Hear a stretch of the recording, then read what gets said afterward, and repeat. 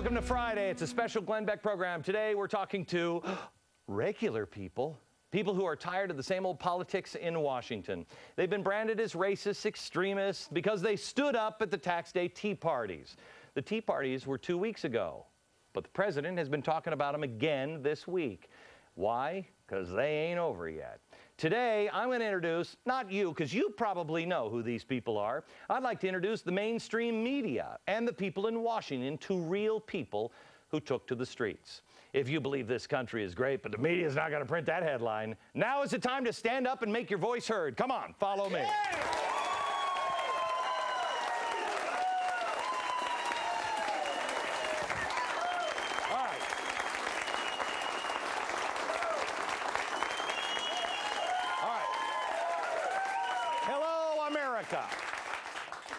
This could get a little dicey. I was talking to some of these people beforehand, and they've got a lot of stuff they'd like to say. If you're anything like me, you listen to the media and the so-called experts on television, the career politicians, and I sit on my couch at home and I scream at my TV, and blood just shoots right out of my eyes. When I first heard of the Tea Parties, I didn't think much of it. I know they were started over on CNBC, and I said that I didn't think it was the time for the Tea Parties because I thought the media would misunderstand them. Oh, how wrong I was. They completely misunderstand them. Here's what I said to a radio listener back on my radio show in February. I'm frustrated on the Tea Party only because I think the time for the tax Tea Party, the tax revolt thing, is coming. It's not here. It is only just it was just too narrowly focused yesterday for me, on my part, that I just think the timing is just too early on this. The tax Tea Party thing is it will be much more powerful in several months from now. Yeah, once we actually have to start paying for all of this spending. What the media doesn't understand is, I didn't start this, Fox didn't start this, people started this. It began to grow because that's what people do. That's called capitalism. It's called freedom. People find their own voice and go, yeah, I want some more of that. Thousands of people held peaceful protests all across the country. Well, it turns out, what a surprise, they were misunderstood because the media just doesn't get it. They blame Fox or the Republicans or me or somebody else for the Tea Parties.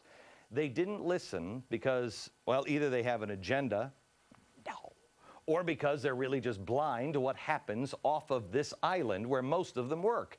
I think that's one of the big problems. I look at the people who attended the Tea Parties, and I'm guessing most of them would be uncomfortable being labeled activists. This isn't Acorn here. These people probably have never been an activist. They're reluctant activists, and I want to understand a little bit more about what makes somebody get off their couch. What kind of normal person wants to go out and stand out in public shouting things, making signs? Honestly, if I wasn't covering the Tea Parties, I don't know. I would have wanted to be at the Alamo, but I don't know if I would have been at the Alamo. You know, I'm the kind of guy who I talk to my friends and my family and I yell at the TV, that's despicable, those people over there. I don't get up off my couch and take to the streets. I'm just not that person. The only thing that could turn me into an activist is seeing my children's future being destroyed. Exactly. I believe that is why I would get off my couch and would have attended.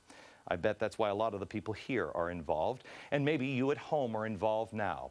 The majority of those at Tea Parties were just regular Americans who loved their country and didn't need to wear a red, white, and blue cape and chant USA, USA to prove it, but they did.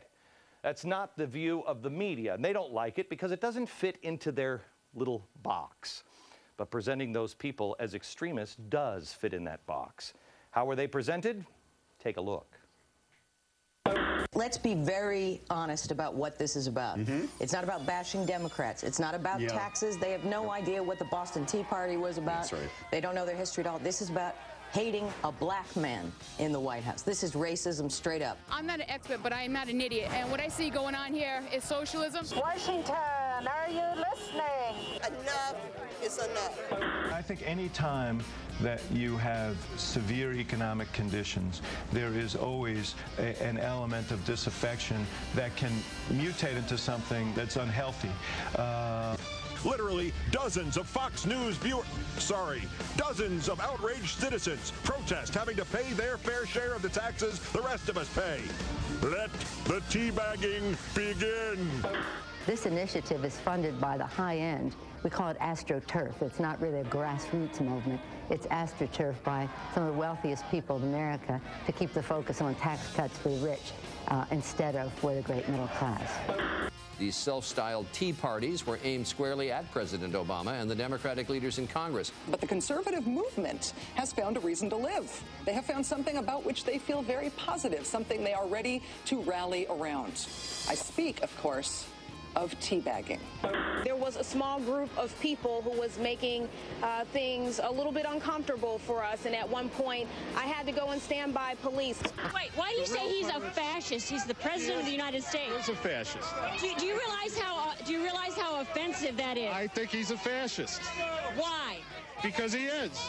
For those of you who are watching certain news channels that on which I'm not very popular, and you see folks waving tea bags around, let me just remind them, I am happy to have a serious conversation about how we are going to cut our health care costs down over the long term, how we're going to stabilize Social Security. Let's not play games and pretend that the reason is because of the Recovery Act. That's just a fraction of the overall problem that we got.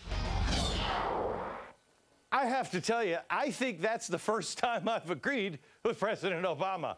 It is just a small part of the problem, but it is part of the problem. The rest of it is, well, no, correct me if I'm wrong, pretty much all of it boils out down to spending. Spending is the problem and has been for a long time. All right, we're surrounded now by a bunch of people who came from all over the country, and they are just Tea Party people. They are people who, did you all attend a Tea Party, right? Yep. Yep. Okay. How many organized a Tea Party? Okay. Okay. How many received money from the GOP? Hold it just, no, I got to say that again. How many received money from the GOP? What is that? Yeah. Okay. How many of you get secret phone calls from Karl Rove at night? Okay. Here's what I want to do. I just want to go down a bunch of things real quick, and we're going to stop and start on some of these and talk about some of these. But first, I just want to kind of just run down the list, and then I put a chalkboard over here where I just wrote a bunch of stuff. I would like you to explain to the American people. All right? You have an opportunity now to look the media in the eye and tell them everything that you've been screaming at on your couch. You've been screaming at these people for years. So now's the time to actually say it to them. The same thing with those in Washington. You explain it. What are they missing? First of all, let's just take some polls here. Who's clinging to their Bible? Yeah. Okay, so it's a fairly religious group.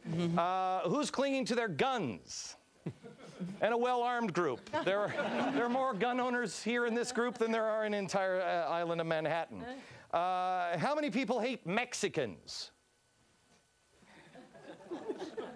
Is this working? How many hate Mexicans? How many just hate President Obama because he's black? Let's see. Who believes in the two-party system? Ooh. You might want to catch that one. Who believes? Nobody. Nobody here. Who is only upset now that Obama is the president, but you were fine with many of the same policies when Bush was doing it? Nobody. Who is a new libertarian? Thinking about it. Thinking about it. What about old libertarians? Old libertarians, yeah, okay. Walter's an old libertarian. Who has left their party and decided, I'm not gonna have anything, I'm just gonna vote as I see it? Okay.